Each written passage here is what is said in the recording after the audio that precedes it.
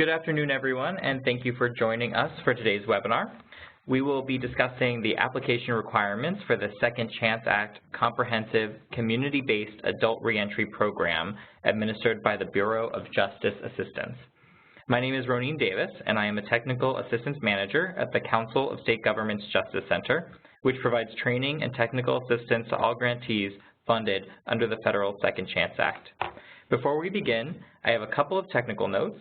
If you encounter connection or audio problems during this webinar, please call Webex Technical Support at 1-866-229-3239.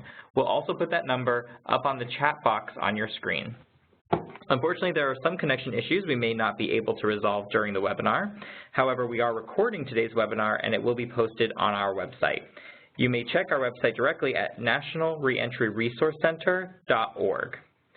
At the end of today's webinar, we will have time for questions and answers from the audience. To ask a question, please enter it in the Q&A panel on the bottom right-hand corner of your screen. You can ask questions at any point during the webinar, and we will do our best to answer as many as possible before we end today. So joining me on today's webinar are Andre Bethia, Policy Advisor at the Bureau of Justice Assistance, or BJA, and my colleague Jan Dela Cruz. At this time, I'm going to ask Andre to tell us a little bit about the Bureau of Justice Assistance.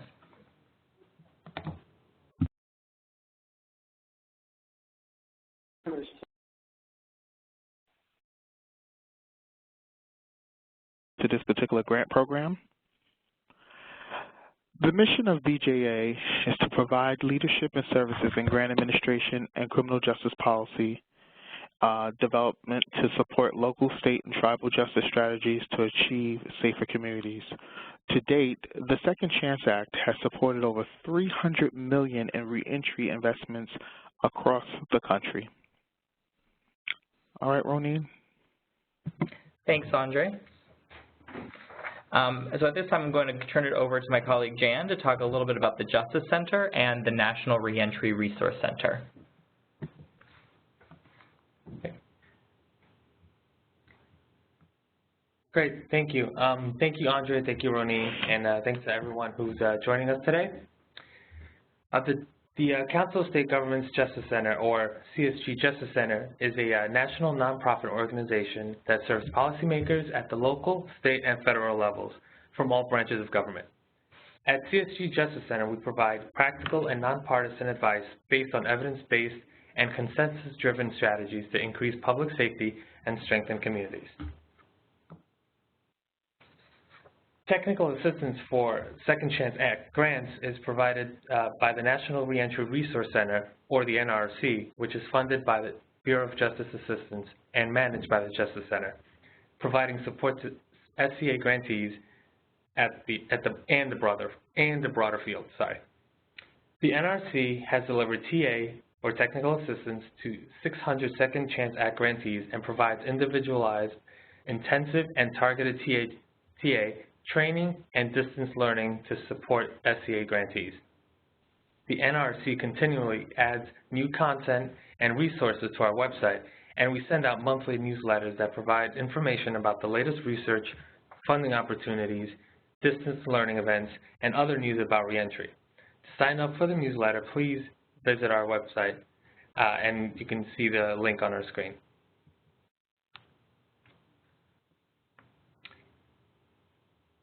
And just for those who aren't too familiar with the Second Chance Act grant, here's a bit of background information. The Second Chance Act grant was passed in 2008 and authorizes a variety of federal grant programs that support state and local governments, tribal entities, and nonprofit organizations in providing evidence-based services intended to reduce recidivism. With that, I'll turn it back over to Ronin. Thanks, Jan. So I'd like to give a little bit of background on the Second Chance Act funding for community-based organizations specifically. Second Chance Act grants are typically awarded to government agencies such as departments of corrections and sheriff offices. However, the Department of Justice has awarded around $85 million to community and faith-based organizations to run reentry programs. These grants have included programs that focus on serving young adult parents, Latino and Latina youth, children and families of incarcerated parents, and programs where mentoring is a required component. Different organizations have used their grant funds to support reentry in a number of ways. Some past examples of community-based organizations that have been funded under the Second Chance Act include WestCare Washington, that is focusing their program on veterans returning from incarceration and providing mentoring pre- and post-release, Sponsors in Oregon that provides housing options, employment support, and mentoring for a variety of populations returning from incarceration, and Volunteers of America, Indiana, which is a mentoring program focused on incarcerated parents with an emphasis on family counseling, job readiness and employment support, and mental health and substance use counseling. I'm going to go ahead and turn it back over to Jan to talk about the current grant opportunity. Thanks, Roneen. Here's a bit of information on the award. So this award, up to 7 grants will be awarded in this cohort. The awards can be up to $1 million each and will be for a period of 36 months beginning October 1st of this year. An important thing to note is that this grant will be divided into a planning and implementation period, where in the planning period you will have access to up to $200,000 of your grant funds, and then access to the remaining funds during the implementation period. The full solicitation is currently available at the link above. Applications are due July 5th. The program goals and objectives for this grant is to support community and faith-based organizations in developing and implementing comprehensive and collaborative reentry programs, and to develop comprehensive case management plans that incorporate supervision requirements and services that address criminogenic and other needs. Eligible applicants are nonprofit organizations, tribal nonprofit organizations, and federally recognized tribal governments, as determined by the Secretary of the Interior. Please note that BJA welcomes applications that involve 2 or more entities that will carry out the funded federal award activities, but only one eligible entity must be the applicant, and others must be proposed as sub-recipients in the application. Also key is that priority consideration will be given to applicants who incorporate an independent evaluation of their proposed project, and that includes, to the extent feasible, a random controlled trial, or RCT. Evaluation of programs is essential and should outline clearly defined outcomes and the impact of different services on these outcomes. The research partner can be an independent consultant or located at an academic institution, a state statistical analysis center, or a research organization. The research partner should have demonstrated expertise conducting the type of work proposed. An example of a past grantee of using an evaluation, a grantee used an RCT and had 2 groups that received the same services, with the exception of one group had mentors and the other did not. It's just one of many ways you can use an evaluation. And a little bit about the target population. The program should focus on adults who have been convicted as adults and are incarcerated at the time of program enrollment. And that means a state, local, or tribal prison, or a jail. The program should focus their services on those who are at medium or high risk to reoffend as determined by a validated risk assessment tool. An example of with these target population guidelines outlined in the solicitation, there's opportunity here to focus on specific populations that fall within these guidelines. And just as an example of a couple of past grantees that we've had, there has been grantees who have focused on fathers specifically, and some grantees who have focused on women with gender-responsive services. And I'll turn it back over to Roneen, who will go into grant deliverables. All right, so one of the main grant deliverables of this grant is the Planning and Implementation Guide. As mentioned before, this grant will be broken up into a planning period and an implementation period. During the planning period, grantees will be required to complete a planning and implementation guide, or P&I guide, with the assistance of their technical assistance provider, who is assigned by us here at the National Reentry Resource Center.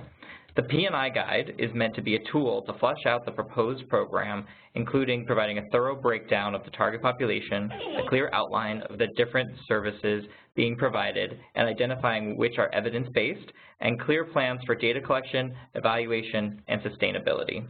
The P&I guide will serve as an action plan, logic model, summary of strategies and intended outcomes, and the outline for a research plan. It is meant to help guide your program's implementation, present BJA with a clear implementation plan, and assist your technical assistance provider in identifying areas that need additional support. Once completed, the guide is submitted to BJA for approval before moving to implementation. I'll now turn it back to Andre to discuss the mandatory requirements and allowable uses of funds for the grant, as well as the selection criteria. Thanks, Roneen. Let's jump right into it. So there's the mandatory project components that go along with this particular grant program. First, let us start off with the MOU with corrections. The applicant should demonstrate a relationship with the correction agency and the facilities where the program will enroll participants. For instance, this could be the regional prison facility or the state DOC overseeing it. And MOU should also be established with community corrections. That's your probation and parole. That in some cases and in some jurisdictions, many participants and many clients will, exit their prison term but still be on probation and parole.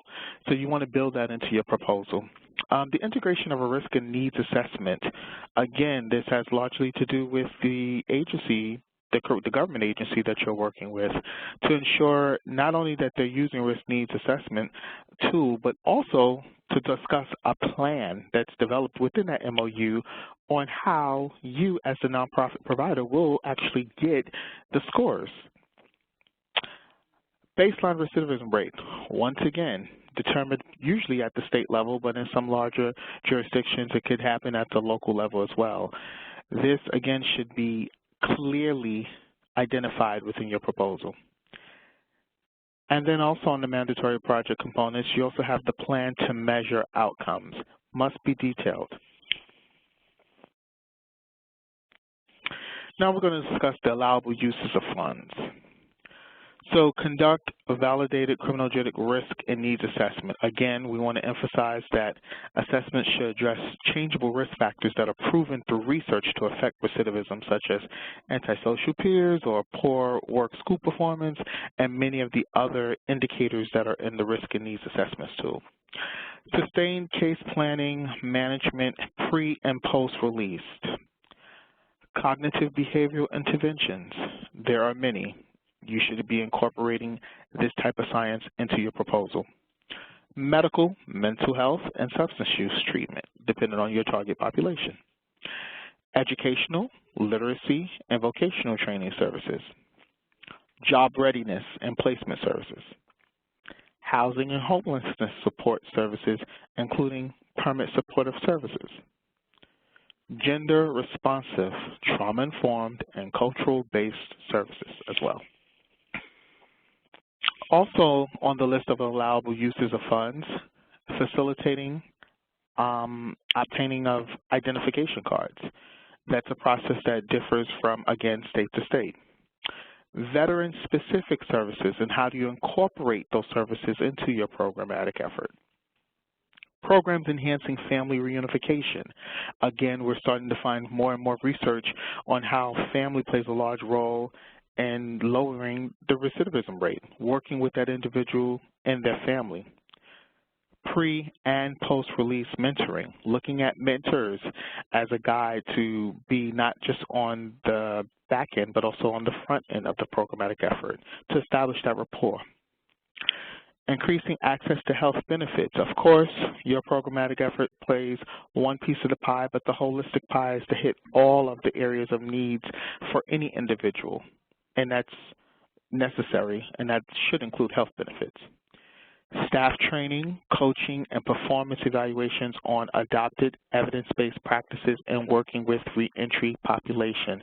Again, not just using your own technique, but having something that has been assessed, evaluated, or is at least a part of a coaching strategy.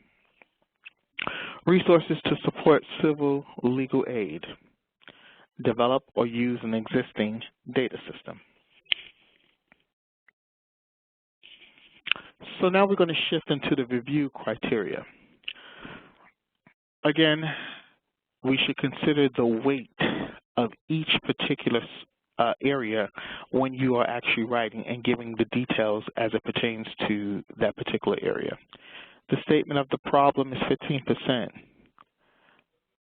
Your largest, 35%, is devoted to the project design and implementation. Capabilities and competencies, that's 25%. Also, a significant portion of that particular area is, what adds up. Plan for collecting data for the solicitations, performance measures, and sustainability plans, 15%. And of course, the budget, where you also have a budget narrative, that's 10%. See pages 28 through 32 of the solicitation for the full list of requirements.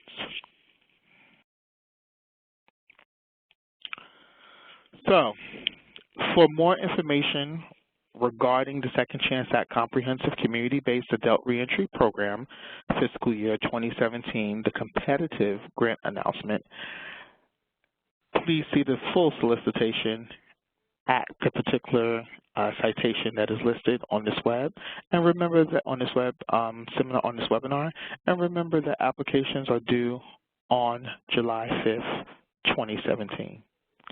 All right, Ronnie. Thank you, Andre. All right, so we're getting a lot of questions in, and I just want to remind everybody that you can submit your questions in the bottom right-hand corner of the screen in that Q&A box, and we'll make sure to get to as many as we can. If you do need technical assistance with submitting the application, there are a few resources up here. So you can contact grants.gov customer support hotline. The phone line and email are available 24/7 at 1-800-518-4726 or support@grants.gov. If you need assistance with any other requirements of the solicitation, please contact the National Criminal Justice Reference Service Response Center. Their hours of operation are listed on this slide, and they can be contacted at 1-800-851-3420 or at grants@ncjrs.gov. Just as a reminder, in addition to the recording of this webinar being posted, we'll also have a PDF of the slides posted on our website.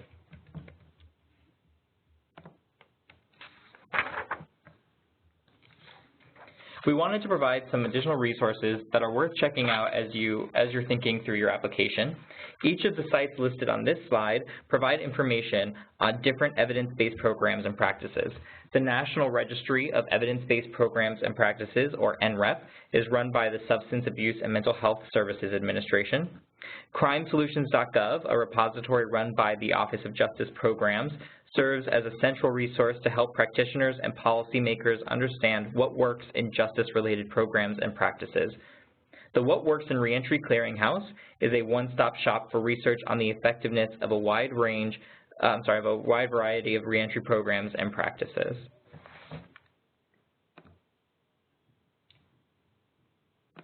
On this slide, you'll find our contact information, mine, Andre Bacia's, and Jan Dela Cruz's.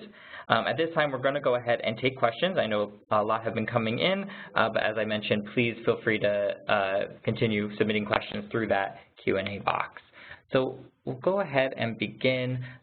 There were a couple questions about the priority consideration around research. So one specifically was asking about the expectations of random assignment. The priority consideration is for working with an independent evaluator and, where possible, doing random assignment, though it's not a requirement. I just want to make sure, Andre, was there anything else that you wanted to add to that piece about the expectations for random assignment, particularly if there's any requirements around a control group?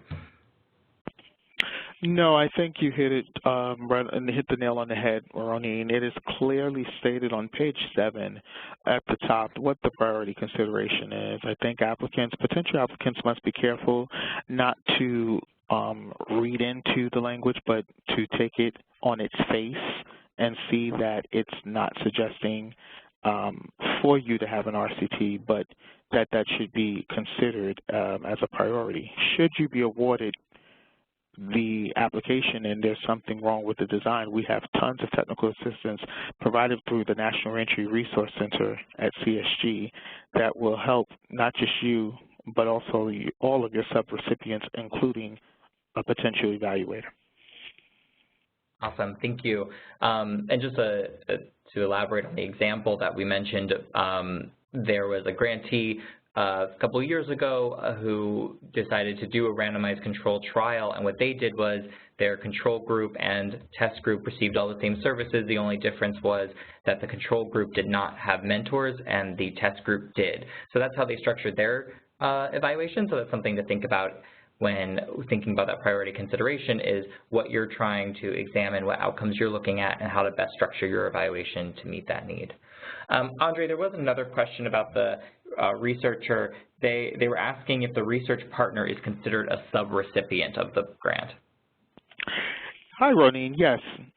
Just want everyone to know that anyone who receives payment with Second Chance Act funds, so out of the federal funding, is considered a sub-recipient. So that goes for any training that you provide, any trainings that you pay for, any school or additional organization that works with you that you're actually rendering some of the federal dollars that you would, have in your possession, and you start to do business, and they're part of your programmatic effort for your clientele and for your cohort, then yes, they are all listed as sub-recipients. Great. And Andre, another question regarding the research. They're asking if the independent evaluator has to be a registered vendor with the federal government. Apparently that's a requirement for some state government grants. So they were curious if this was the case for the federal grant as well. Again, Roneen, I want to state to all of the potential applicants that we must stick with the solicitation, and please, let's not add to it what is not there. That's not stated in the solicitation, so no, that's not a requirement of this particular Second Chance Act comprehensive community-based adult reentry program. Great, thank you. All right, so we'll move on to some other non-evaluation questions. Andre, one of the questions was, is it acceptable to spend less than $200,000 during the planning phase of the grant? So you will have $200,000 that is allocated to you for your expenditures until the completion of your planning and implementation guide. Should you decide to choose to spend that particular amount or less if you are awarded this opportunity, that will be determined by the budget as well as my programmatic my program's counterparts who also work at BJA. But it is not a requirement that you spend. That's what the amount that you have to spend up to, as well as the rest of the funds will not be drawn down until you complete your planning and implementation guide. Great, thank you. Another question regarding the planning process. This person asks if they need to write the planning process in the 20-page narrative as part of their application, or if that's addressed in some other manner, but if they need to write about the planning process in the narrative. Again, we went over during this webinar, we went over the space and the review criteria. I'll stress it again, the statement of the problem is 15%, the project design and implementation is 35%, capabilities and competencies 25%, your plan for collecting data for the solicitation's performance measures and sustainability plans is 15%, and your budget is 10%. Let all of that govern you accordingly as you make your proposal. Thank you, Andre. The next question is around MOUs and letters of support. The person was asking if they need both MOU and letter of support from all partners. My understanding is for the corrections partners, you do need something that has more strength than a letter of support, whether that's an MOU or some other form of agreement. But for other partners, I don't believe there's any need for both. But Andre, is there anything I'm missing on that? No, Ronnie, that's quite accurate. The MOU, we stress that the MOU or the Memorandum of Agreement with the corrections agency, albeit institutional corrections or community corrections, or in some cases both, should be clearly emphasized and should discuss what the project is by name, should not be talking about former alliances, but talking about this particular and current initiative that you have proposed within this made in this proposal. In addition, should you have sub-recipients, there should be letters of support, and if there are exchange of funds, perhaps you should be writing an MOU with them. I'm not going to determine how you do the order of business, but as it states, and particularly to corrections institution as well as community corrections, that you should have a fully established MOU that delineates each partner's role and the expectations as it relates to the proposed program. So the next, another question related to the planning phase. The grant sets aside 6 months for planning. This person was asking if it's possible that for the planning phase to be less than 6 months. Again, it is very descriptive. It's very difficult to be descriptive from DC land. We put out a particular solicitation that hopefully will capture what many of you will experience on the ground level and in the field. However, that is never the case. Should your planning take less than 6 months, I think that's quite fine with us, but it's the completion of your planning and implementation guide that will determine whether or not you move to the next phase of implementation. So we're not really worried about the timing, but the timing is really so that things can be built in your programmatic effort, that you can have technical assistance from my partners Jan and Roneen and their particular staff as it relates to, at the National Reentry Resource Center. Then it is determined what the planning will be going and how we will set aside the implementation through the planning implementation guide, and then the other funds will be released for you to move forward with the rest of your months. Thanks, Andre. And I can also add to that, the planning and implementation guide is something that the technical assistance providers here at the NRC work on with grantees over the course of the planning period. And so it's something that you do collaboratively. It's not something that's just filled out once and then sent in for approval. It's something that you do together, and then once sent to BJ, after that's completed, it's sent to BJA for final approval. There's a question here about the allowable uses. It says, under supporting job readiness and employability, can funds be used to actually pay wages? I'm assuming they mean for participants in the program. No, this is not a pay-as-you-go program. The funding should be used for the programmatic structures that help out your clients, not to pay your clients. Great. And there's a question here about must we identify our evaluator research partner at this time, or can we use the post-award planning process to identify the specific individual organization we will work with, and will this impact the priority consideration? It is a priority consideration. It should not only be identified in the proposal, it should be a set-aside inside of the budget. If you have determined that you have an RFP or you want to put out a particular RFP or some sort of a announcement, or you want to pick who this person is, I would govern myself according to the rules. It's a priority consideration. You should write a plan or have some kind of idea, and more importantly, there should be some mentioning within the budget and the budget narrative of who the independent evaluator or potential independent evaluator will be. Great, thank you. There's a question here about whether mentoring is a required component. Just a review from before, it's not a required component, it is an allowable use. So it is something that you can incorporate in your program, and the solicitation provides information about what that, what kind of information you would need to include about that, but it is not a required component of the grant. All right. The one questions here is, can the grantees sub-recipients be for-profit institutions? Andre, do you have an insight on that?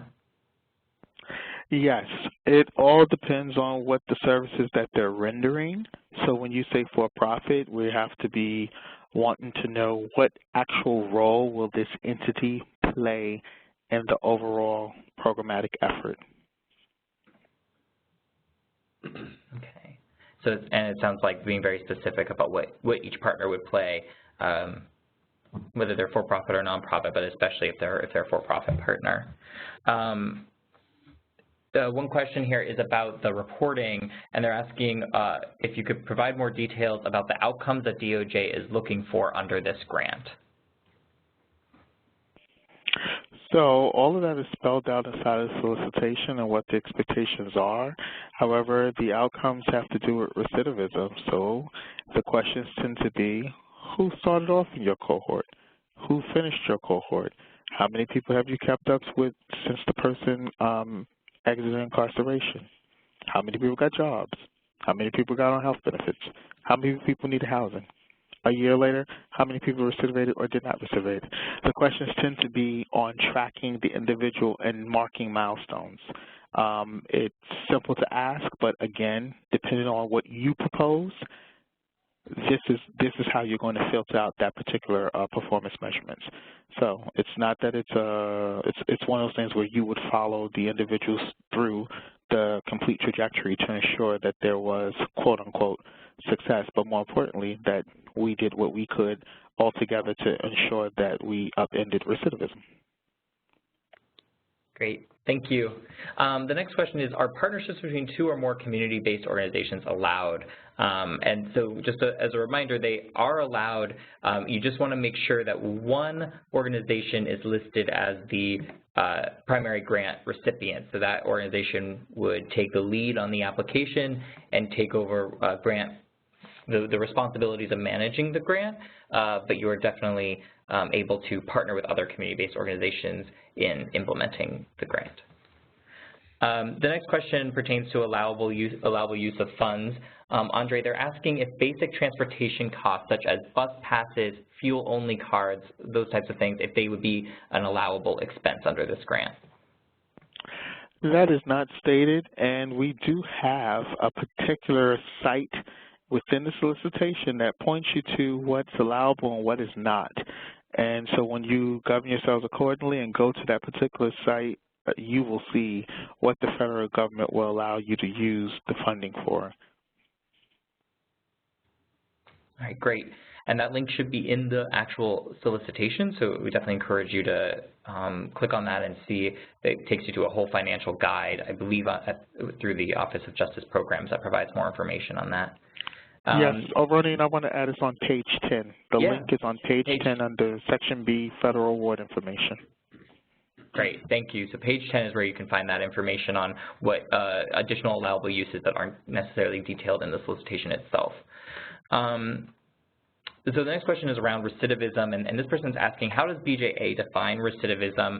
I know for grants in the past, what has typically been the case is we ask that they identify a baseline recidivism rate, usually that's coming from the state, and ensure that the recidivism, the definition of recidivism for tracking your participants aligns with that the definition of that baseline recidivism rate, and that can vary from grant to grant and state by state. Andre, is there any additional context or guidance on that you want to provide? No, I wholeheartedly I concur with your statement. Only thing I will add is that we want you to explicitly define it based on your state. We want you to provide the baseline recidivism rate based on your state. And if you're in a larger jurisdiction, sometimes there'll be one established for some of the larger cities and counties. However, the definition is based on what your state has for recidivism. Definitely. So yeah, I think the definition piece is a very important aspect of this. So it's, BJA does not set a guideline for that, but you do want to be very clear as to what your definition is. And I mentioned the making sure it aligns with your baseline rate, so you have something to compare recidivism in your program to, where the definitions match up. And there we have resources. I know BJA has resources on that, and our website has resources on that as well.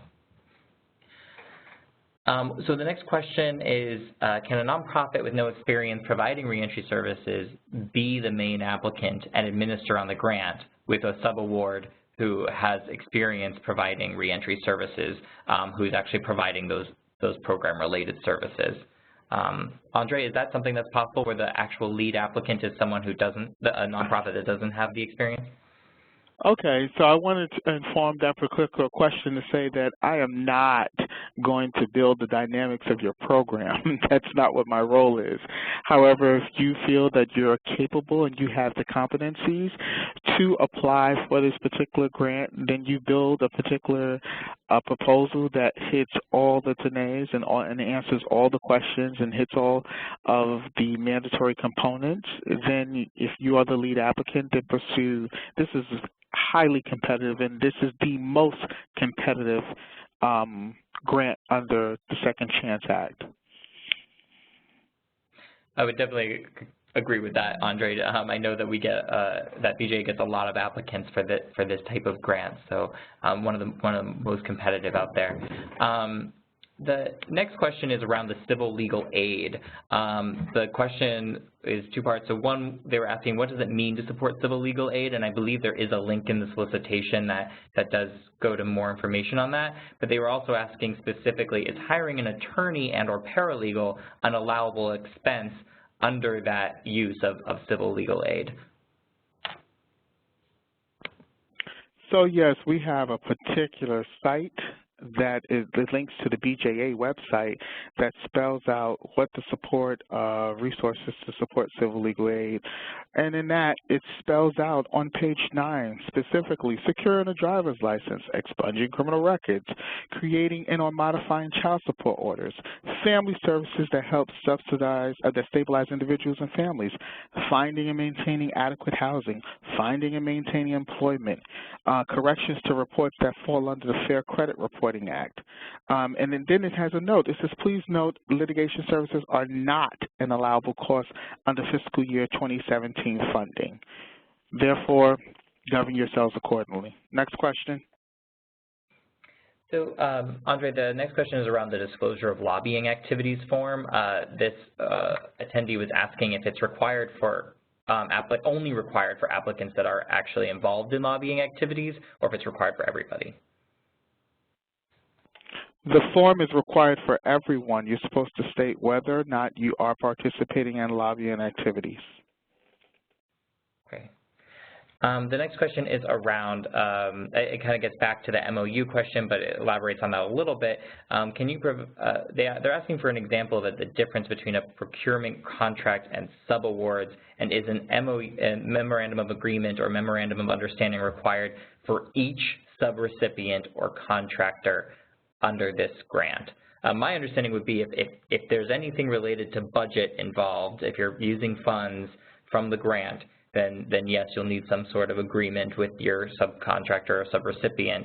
But beyond that, is anything else to add to that, Andre?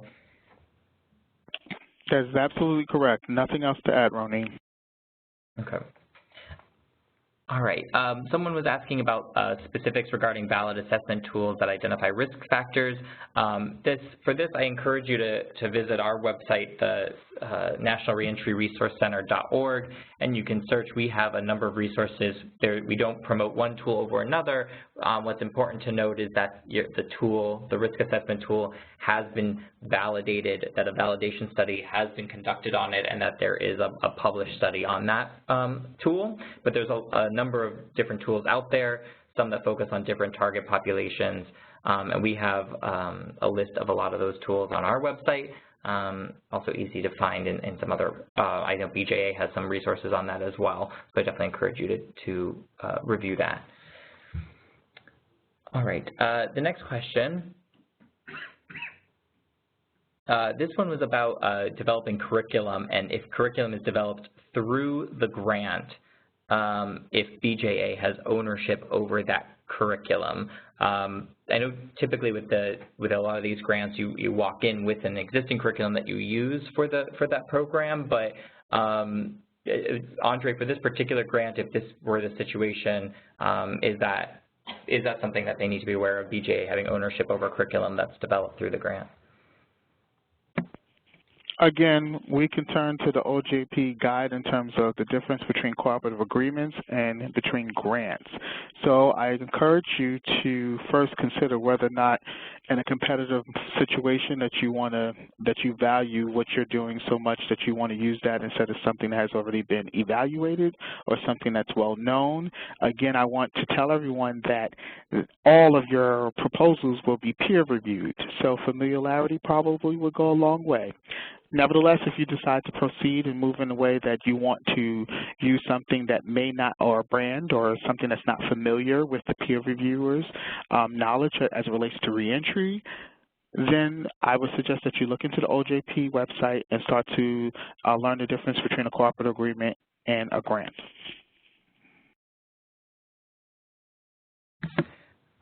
All right, thank you, Andre. The next question was, again, about risk and needs assessment, another one about risk and needs assessment. Is it acceptable for our agency to perform our own risk needs assessment if we have been trained on the evidence-based one? So I'm not sure if I understand this correctly, but I'll reiterate. It's important to use a risk and needs assessment that has a clear validation, that has a validation study that's been conducted on it and has been published. So if you're using one that has been validated and you've been trained on it, then yes, that is acceptable. If it's one that has been modified or homegrown, then that wouldn't be considered a validated risk assessment. The other thing I would like to also mention is being the grant recipient does not necessarily mean that you have to be the ones to conduct the risk assessment. It does mention in the solicitation that you can partner with your corrections agency to receive those results, but it's important to include that in the MOU with your corrections agency when submitting your application, that what the risk assessment is that your corrections partner uses, and what information that they're going to be sharing from that risk assessment, if you are in fact going to use the results from their assessment. However, as a nonprofit organization, you're also welcome to conduct your own assessment as long as it is one of the validated, as long as it has been validated. All right. So the next question was about an indirect cost rate. Andre, they're saying that their agency is in the process of getting an indirect cost rate, and they'd like to know how they can budget if that rate is not approved before the application deadline of July 5th.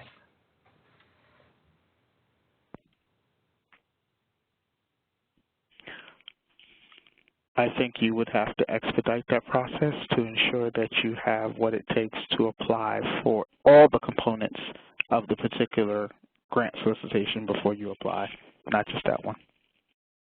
Okay. The next question is going back to allowable uses of funds.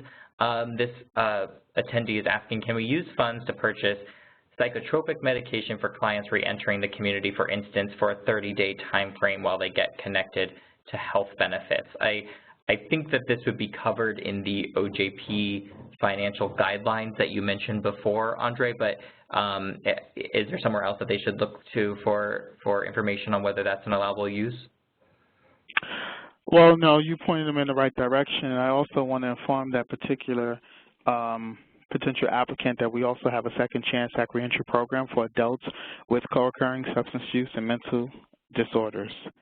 That already closed out for the year, but that, for what you're gearing for, that sounds like that particular grant program speaks more directly to your concerns. Mm-hmm. All right, great, thank you. The written announcement references up to, this is another question, the references up to 8 awards of up to $1 million. However, one of the first slides today referenced 7 awards, so I can clarify, or actually maybe I'll ask Andre, can you clarify, I may have made a typo on that. Is it, up to 7 or up to 8 awards for this particular grant? I don't think it makes a difference. I think that everyone on the phone realizes that we're in a new administration, and should anything change, it could be 7, it could be 8, it could be less. So when the awards are made and they're announced, then we will know the final amount that is final amount of awardees that are made under this particular grant program. Okay. All right, so we'll go to the next one here. Let's see here. So the next question is about if this grant could apply to a program that is already operating and serving the same population and serving the same purposes that this grant is talking about. My understanding is, yes, this grant can be applied to an existing program as long as it does meet the requirements of the grant, falls in line with the goals and objectives of the grant, and I believe there is actually specific guidance about how to speak about the target population if it's a population that's already being served through your program. But Andre, anything I'm missing on that piece? No. Okay. The next question was if grantees would not be able to serve clients until the P&I guide is approved. That is correct. The planning process is just that. It's for planning and getting the program ready to begin serving clients and into its implementation phase. So it's not until the P&I guide is approved and you move to implementation when you'll be able to start serving clients. All right. The next question goes back to some issues around the risk assessment. It asks if the state corrections agency doesn't currently have or use a validated assessment instrument, can the lead agency administer one? And yes, you can either partner with your corrections agency to do this, or you can do it yourself as long as it is a validated risk assessment. All right, and I'm going to look for some questions that were put into the chat box here, because we have 2 different boxes for submitting information. Let's see. So this is a grantee that received the 2015 Second Chance Mentoring Grant, and they're asking, since the grant runs through 2018, are they eligible to apply for this grant as well? Eligibility states applicants are limited to nonprofit organizations, including tribal nonprofit organizations with a documented history of providing comprehensive, evidence-based reentry services and federally recognized Indian tribal governments as determined by the Secretary of the Interior. That is the eligibility. We did not disallow or preclude anyone who has previously had Second Chance Act funding of any sort, whether as the lead applicant or sub-recipient, from applying for these funds. Okay. So if you are a former grantee under the Second Chance Act or current grantee, you are still eligible as long as you meet those other eligibility requirements that Andre just mentioned. All right.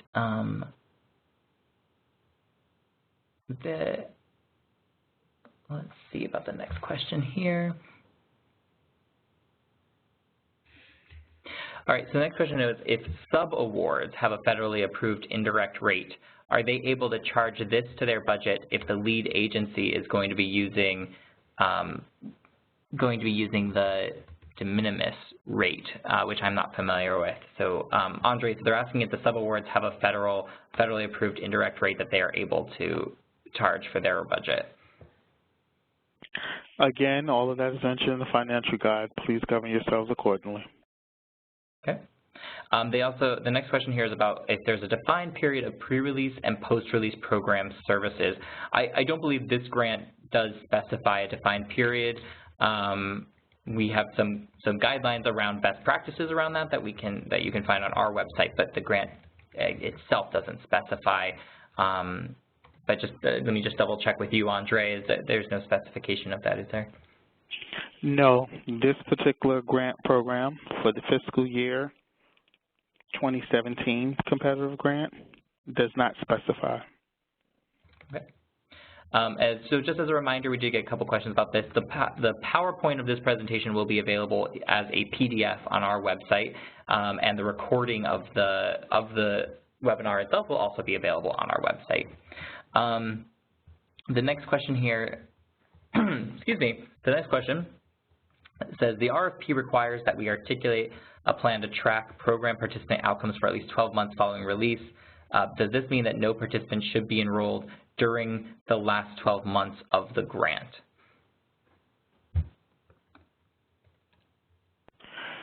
The requirement speaks to those who were already in the particular program, and your 12 months after is well after your 36 months that you would have the grant program open. We're looking to look at recidivism across the spectrum, so meaning your planning, your implementation, your up-ramp, your evaluation, the closing down of the particular funding stream, and then post 12 months after. Okay. The next question goes back to the recidivism rate, just some clarity. So they mentioned that it says in the solicitation that the recidivism rate provided in the proposal should be specific to the subpopulation chosen. So that is correct. You still want to, this would still be a rate that it might be the state or jurisdiction that provides the definition for this, but you do want to look for instance, if you are serving women in particular, what is the recidivism rate for either your state or county, if that's appropriate for your jurisdiction, for women returning to whatever the definition is, returning to incarceration or rearrest in your area. But you do want to specify for the population that you're going to be serving. Ronnie, I want to add also, not just in terms of the gender conversation as it relates to target population, if you're talking about young adults and you're looking at young adults, then you need a recidivism as best as possible as determined by your state that speaks directly to the age ranges that you have identified as the target population for your programmatic efforts. Absolutely. Yeah, so any particular subset of the required target population that you want to focus on, exactly as Andre said, you want to point to what the recidivism rate is for that age group, the gender, and any other factors that come into play for that target population. And the other question is, in an effort to coordinate with state government, how and where do we find information about SCA funding already received by the particular state? So we actually have on our website at the National Reentry Resource Center.org a map of current initiatives that are Second Chance Act funded. We can also, you feel free to email us and we can help direct you to that map. But it is on our website, and I also believe BJA has a place on their website where you can find SCA funded initiatives.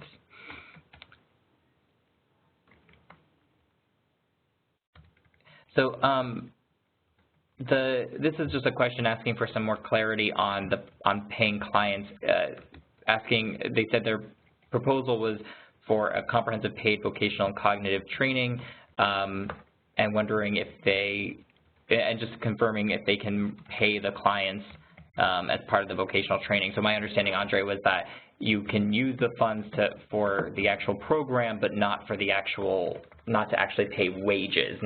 You can't pay the client's wages with grant funds. I just want to make sure that I got that correct, and that I'm able to I'm being clear about that. That is correct, and we are being explicitly clear to the particular potential applicant. And should they need references, they should consult the DOJ Grants Financial Guide on page 10 of the solicitation, where they can see, even in the space provided on page 10, that you cannot give client stipends, you cannot do gift cards, you cannot give vehicles, you cannot give prizes, rewards, entertainment, trinkets, etc. It's an unallowable use of funds. Okay, thank you. The next question is around target population. The solicitation states that 150 people need to be served by the proposed program, and the question is if that's annually or for the entire span of the program. That minimum 150 individuals is for the entire span of the program for the 36 months. All right, I'll check our chat box again to see if any other questions have come up in here. Someone was having difficulty finding a link for additional info on the civil legal aid in the RFP.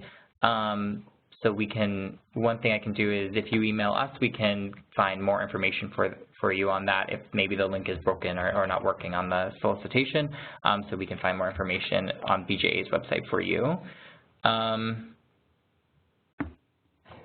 Okay, so then the next question is around MOUs. As it relates to the MOU with the correctional facilities, are the MOUs between the grant applicant, or can the MOUs be between the subaward agency and the correctional facility? So I think what this is asking is if someone applies for the grant, but they're not going to be the direct service providers, can showing evidence of having an MOU with the correctional partner be between the subaward recipient who's providing the services and the correctional agency as opposed to the lead applicant?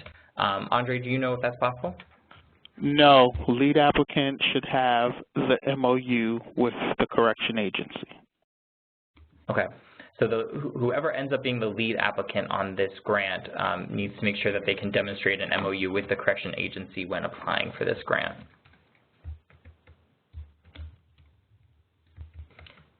All right, when that question was asked again, okay.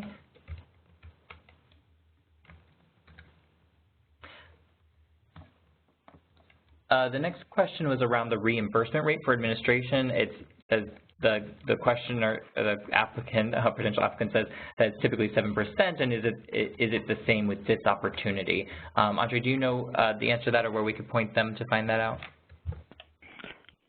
The financial guide from DOJ, Office of Justice Programs, financial guide, page 10. Okay, great, thank you. So someone pointed out that in the solicitation on page 8, it does mention that providing that you could provide training opportunities, paid training opportunities. So they're wondering if that's an allowable use. So if they can't pay wages but can actually paying for someone while they're in training, if that's considered an allowable use. I might need to double check the language on the solicitation, but Andre, do you know if that's one of the allowable uses, is actually paying for the training opportunity while they're, or I'm sorry, paying the wage while they're in the training opportunity? No, that's not allowable use, and I think the person misinterpreted page 8 of the solicitation, because I have the solicitation open. All right, so that would also constitute paying for wages, which is an unallowable use. Okay. Just double checking if there's any other questions coming in on the Q&A box or the chat box here.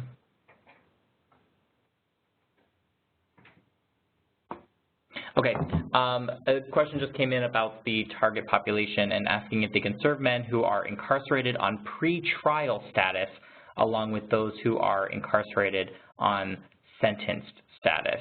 I believe that the target population says specifically adjudicated as an adult, but Andre, would they be allowed to serve pre-trial, as someone who's pre-trial along with serving someone who's sentenced? No, they would not be allowed. Again, this stresses that the person was completely adjudicated. That means that person was already sentenced. All right. The next question was, does an adult transition center qualify as a correctional facility? I know that sometimes these terms are different in different states, so it could look a different way, but there is in the solicitation, it does list out some different options of what would necessarily qualify as a correctional facility. Andre, any other context for that? My context would be that I would advise against double dipping. That's my context. All right. And so I think that means if you're partnering with like a residential reentry center, or if you have a contract for that, just being careful of not blending those different funding streams or different contracts, if I got that correctly, Andre. All right.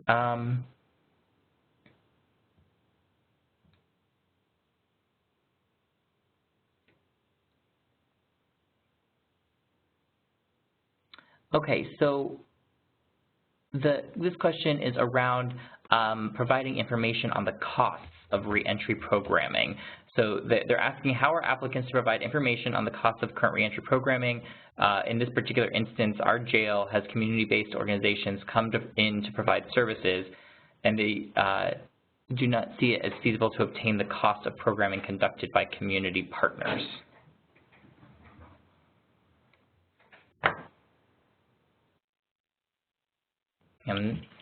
Again, I can't build the dynamics of your proposal as being specific to your jurisdiction, or in this case to your jail that you're proposing to contract with.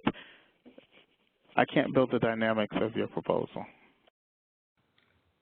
All right, so I would just recommend going back into looking very closely at the language in the solicitation to help guide the information that you provide in your application.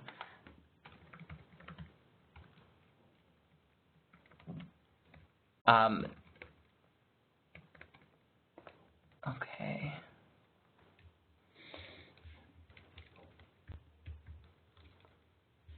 Okay, so this is a question about if a program actually is able to contract with an evaluator to do a randomized controlled trial.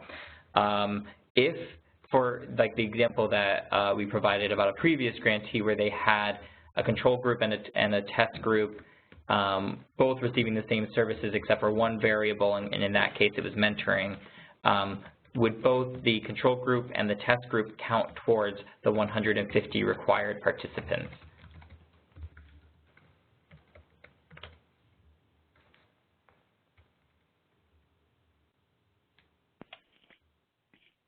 My guess is that anyone who received any of the services that were proposed under this particular grant initiative, then that would count towards the final number of participants served. And that's been my experience with past grants as well. I know I've come across a couple randomized controlled trials where there was a control group that wasn't receiving any services from the grant, and those individuals did not count. But if you are receiving services, then they would, through this grant, then yes, they should be able to count, it sounds like. Okay. Let's see here. So someone was asking if you could please clarify if an individual can be enrolled through year 3, or does a person need to receive a full 12 months of follow-up services? So I guess they're asking, and I think this may have been addressed earlier, but they're asking if you enroll someone at the beginning of year 3 while they're currently incarcerated, is that an option since you have to provide 12 months of follow-up services? Whoever you enroll is who you're responsible for counting and seeing them through the trajectory. Should they be unable to meet all of the milestones because the funding ended in that particular time that they were going through the trajectory, they are still counted. They are counted as much of the milestones as you provided services to them. That's who you count. That's what you count. Okay, great. The next question was, if I have applied for a similar grant, but it was written to a different federal department, are they required to disclose that in this application? Yes, there's a disclosure form or they tell you to put down that you took this particular initiative or this particular grant effort that you have and that you applied to the department of whatever agency for funding as well. Okay, great. So you do want to make sure that you do disclose other federal grants that you've applied for. The next question was, with the case management focus of this grant, should all staff positions have a case management component? I don't believe that's a requirement of this grant. I believe that you should absolutely make sure that case management is a part of your program, but that does not mean that every staff member working on the grant necessarily needs to have case management be a component of their responsibilities on the grant.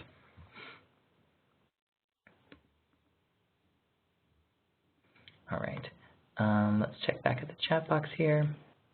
If grant funds will be used to hire staff, can hiring be done during the planning period up to the initial spending limit? I believe so. The planning period, one of the purposes of it is to help get some of those administrative hurdles out of the way, including making sure that you're fully staffed up. So that is something that I believe you can do during the planning period and use planning funds for. Andre, anything else on that piece about hiring staff during the planning period? Nothing to add, Ronin. You're correct. Okay. The next question was, can the correctional institutions that the grantee partners with receive funds? I'm assuming they mean from this grant in particular. So I believe what they're trying to ask here is, if you subcontract with your correctional institution for something, can some of the grant funds go towards that correctional institution? This is the only grant that is geared where the nonprofit is the lead. All of the other Second Chance Act grants, the corrections, the lead agencies, the government agencies play the lead. To answer your question in particular, if you consider them to be a partner and you're giving them money for, I can't imagine, but I can imagine what. If it's for security nature, then I think you have to realize what is going to be the cutoff for that. There are guidelines inside the financial guide that talks about if you need to secure an officer for your particular initiative, if you need to look at programmatic space or paying for overtime. And all of those things are they have really tight guidelines about how to do that. So it's not that it's precluded from being done, or you can't write into proposal, but there are strict guidelines. Again, I say that agencies are the lead for all of the other Second Chance Act funding. This is the only one where the nonprofit can actually be the lead. Great. The next question, somewhat similar, is around whether they can partner with a correctional agency that's run by a private company. So a state facility, the state has contracted with a private company to run the correctional facility. I believe that that is allowable. I know it's been allowable in some past grants, but Andre, is that the case with this one? Yes, it is allowable, but your MOU needs to be with the state agency that's in charge of the particular clientele. So it could be run by a private partner. However, the state or the local agency, the government agency, has to definitely be listed as a partner and speak to the nature of that particular relationship between the agency and who actually runs the jail or prison. So you need to spell out the specifics inside of that MOU. And that brings up a really good point that we've experienced with some of the work we've done with grantees in the past is sometimes when challenges arise with your correctional partner, it's often because there's buy-in maybe from the facility but not from the DOC or the state agency, or vice versa. You've gotten buy-in from the leadership but not from the facility. So it's important to not only have a strong connection with both, but in this case, if it's a private company running that facility, you absolutely need the state to have signed on for that partnership as well. And I also just emphasize that it definitely makes the process and the partnership run more smoothly when you have the buy-in from both sides of the facility and the corrections agency. The next question, Andre, is, do I have to have a bidding process for sub-recipients, for example, to partner with a homeless shelter? Do they need to have a bidding process? I cannot dictate the business of your state in your local jurisdiction. Some states or some jurisdictions might require that for the sake of the partnership. So we ask that you govern yourself according to the rules of your particular jurisdiction. I do know that in many cases, sometimes with substance abuse treatment or as it relates to supportive housing, the state or the jurisdiction, some of the larger cities tend to have a rotation of partners who can actually work. We won't allow you to say, oh, we're going to use this grant to say that we only work with this particular group of individuals. So when it comes to subcontracting and sub-recipients as it relates to many of the multitude of services that are needed in a transitional effort, we ask that you start to look at your procurement rules as it relates to the particular states and the jurisdictions that you're working in. Okay, thank you. The next question was around how long do you think it would take to get the P&I guide approved by BJA? This is the guide that moves you from your planning process to your implementation process. So I just know on our end, while it is a 6 months are set aside for the planning process, there might be situations where some folks are done earlier. There might be some where you might go out a little bit past that 6 months. Once the guide is submitted to BJA, there's no defined time limit, but the turnaround is relatively quick to get that final approval. But I don't know that there's any other, Andre, I don't know if you have anything else to say about how long it takes to get the P&I guide approved. I know it's driven a lot by the process of getting it finalized.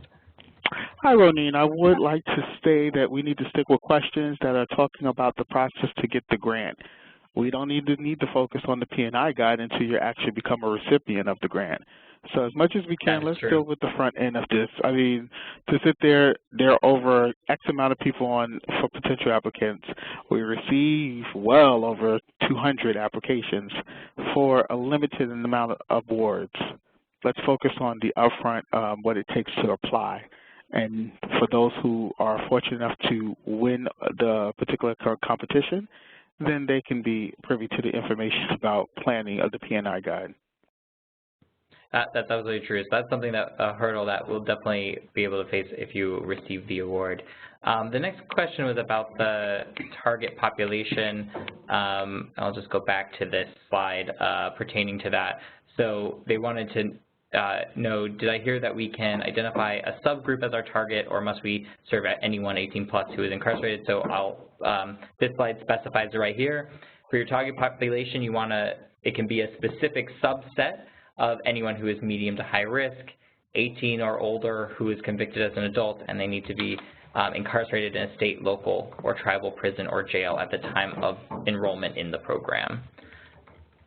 The next question, if our agency is not the applicant but is listed as a sub-recipient for another justice-focused federal grant application, is that something that needs to also be disclosed?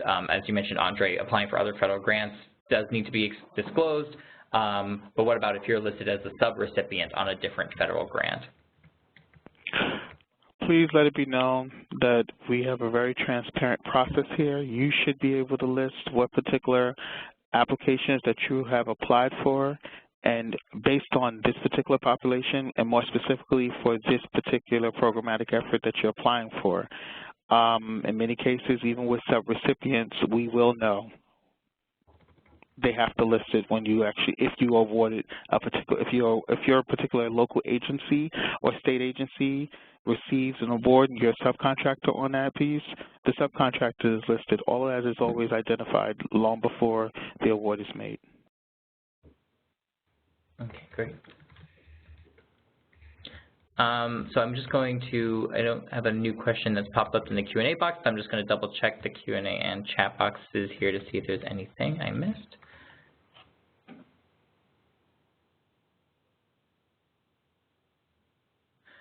Someone asked if men with the ability to parole, this is a question that just came in, ability to parole from life sentences considered medium to high risk. Just to put out there, medium to high risk is something that needs to be determined by a validated criminogenic risk and needs assessment. So that's how you would determine their risk level. It's not based on specifically on their sentence or whether they're going to be paroled from life sentences. That's something that needs to be determined by the validated risk assessment.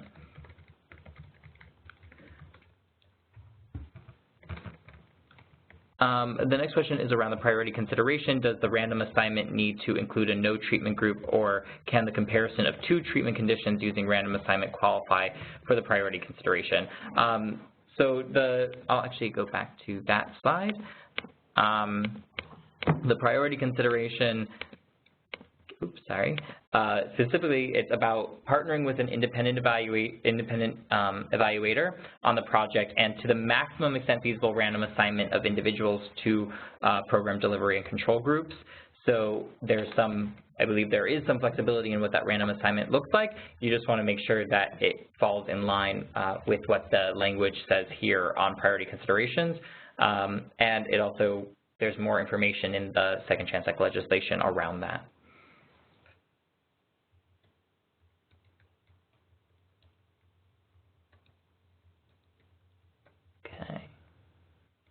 I'm not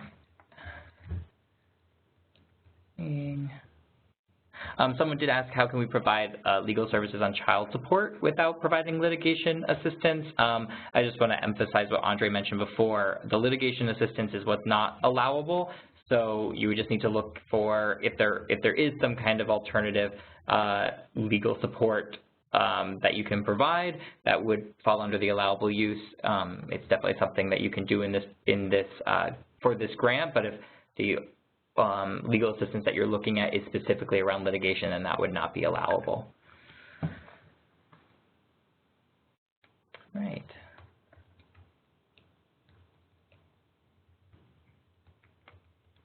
So we have a little bit of time left. I'm just going to run through and make sure we're not missing if there's any other additional questions that come through in the chat box or the Q&A box here.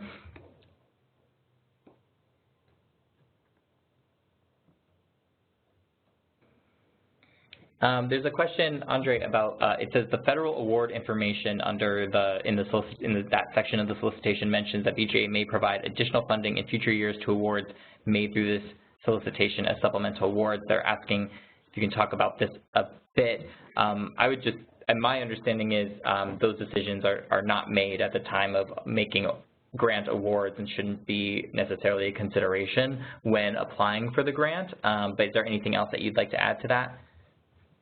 No, your response was accurate. Okay. And then the question that just came in, do we need a letter of support from our researchers since they would be a sub-recipient? Do we need any other letters of support if we do not have any other sub-recipients and we are doing MOUs with corrections entities? So you do want to be able to demonstrate, if you are partnering with a researcher as listed in that priority consideration, you do want to have some form of agreement that you're able to demonstrate to BJA as part of your application. You don't need necessarily, like someone had asked before, you don't need a letter of support and an MOU from your other partners. If you have sub-recipients that you have MOUs with or some other form of contract, that would suffice as opposed to a letter of support. If you have a program that that's not a sub-recipient but you are partnering with to provide some referral services or some other type of support, a letter of support would do for that.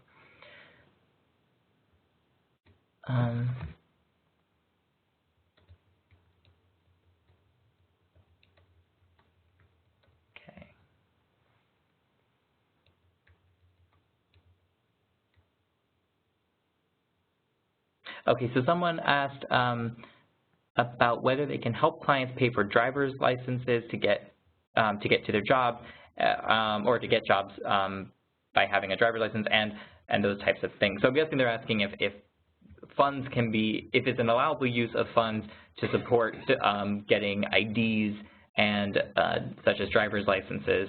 I believe you mentioned that is an allowable use under that the legal support. Is that correct, Andre? If you're paying for identification and it's under legal support, then that's an allowable use. But to sit there and suggest that you were going to pay for them to get licensures or to running, help me out. What is it when you do the truck driving? Like a commercial driver's license, CDL? There you go. No, exactly. All of that, no. That's not what it's used for. Okay, so for getting state identification, you can use the grant funds, but not necessarily for the vocational exactly. licensure. Well, see, what I want to make clarity is that if you are using to support civil legal aid to secure a driver's license, not for you to pay for the driver's license, there is a difference. Oh. Thank you. Yeah, so that's definitely provides some clarity. So the legal assistance can be that you're paying for legal assistance to help your participants acquire identification, but not to pay for the identification itself. The next question was, I think there was some confusion as we were talking about wages. They wanted to specify if staff for the reentry program their wages can be paid for by the grant, and yes, you can use grant funds to pay for the staff that are working specifically on this grant. Just make sure to include that in your budget.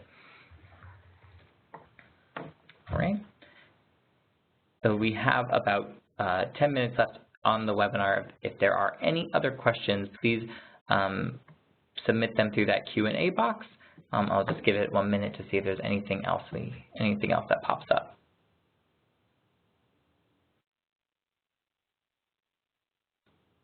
Andre, there's a question about if they need to draft a sub-award statement if our only sub-recipient is our researcher.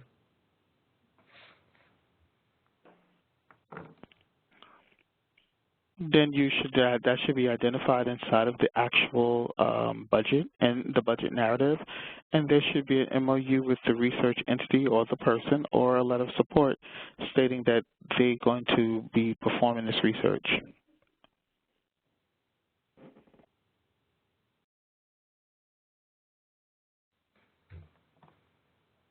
Okay.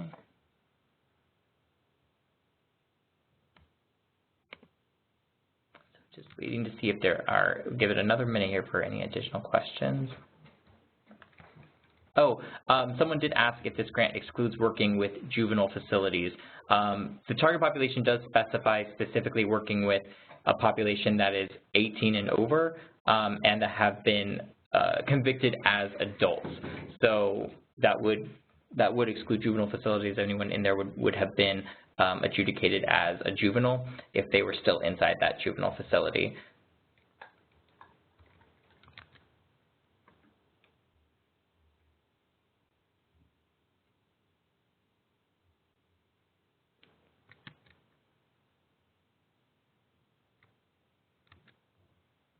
Okay, there was a question, Andre, and I know we've addressed this before, but they wanted a little bit of clarity on specifically around the wage paid work statement on page 8, number 5.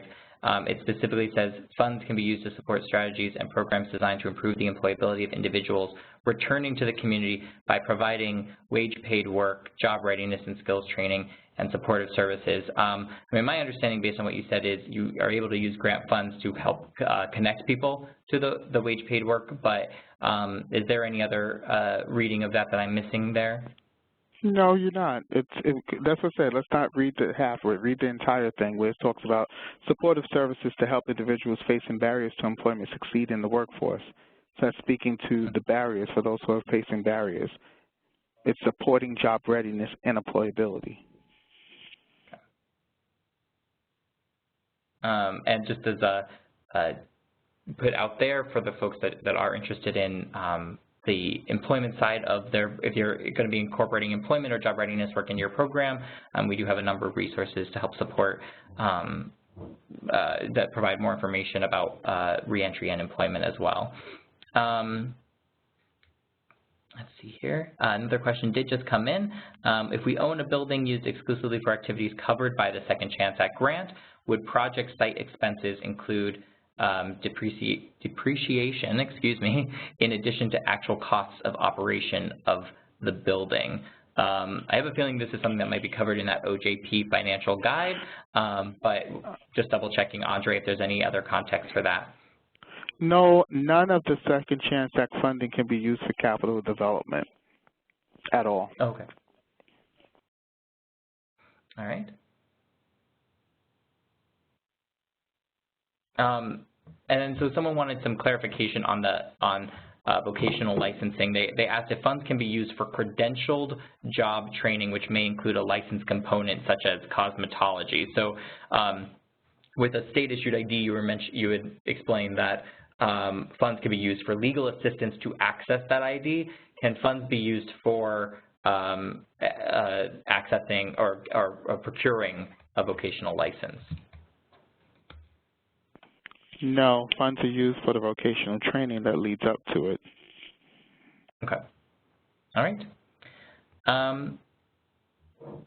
And one last question before we wrap up. Someone did ask if participation stipends are allowed, and that is an unallowable use in the solicitation. It does. I think it actually specifically states no stipends for that go to participants.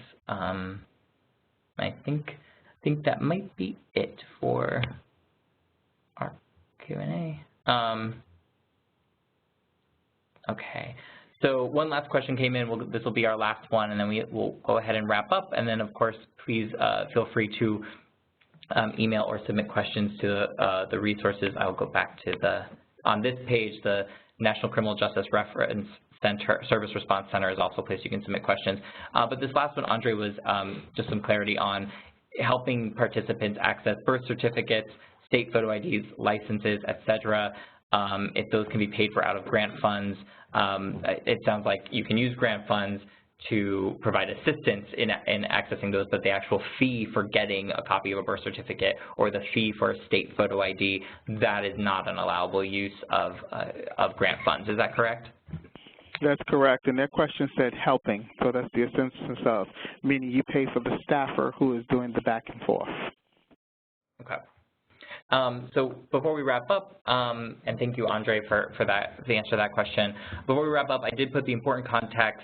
Oh, I'm sorry, I didn't put it up on this screen. 1 second here. We'll put the important context back up on the screen. So you see the National Criminal Justice Reference Service Response Center is a place you can go for additional questions regarding the grant.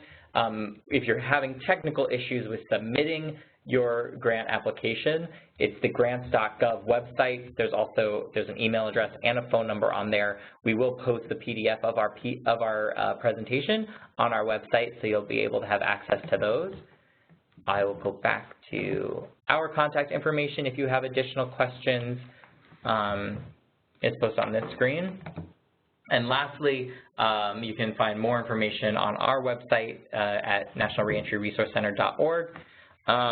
So we'll go ahead and conclude the webinar. As I've mentioned before, a recording of this webinar along with a PDF of the slides used today will be posted at nationalreentryresourcecenter.org. We definitely encourage you to sign up for our newsletter where we do send out updates on reentry resources and funding opportunities. I just wanted to thank Andre from BJA for all of his support in answering these questions and taking the time to do this presentation today, and my colleague Jan for assisting with this presentation today. And thank you all for joining us and asking your questions, and have a good rest of your day. Thank you.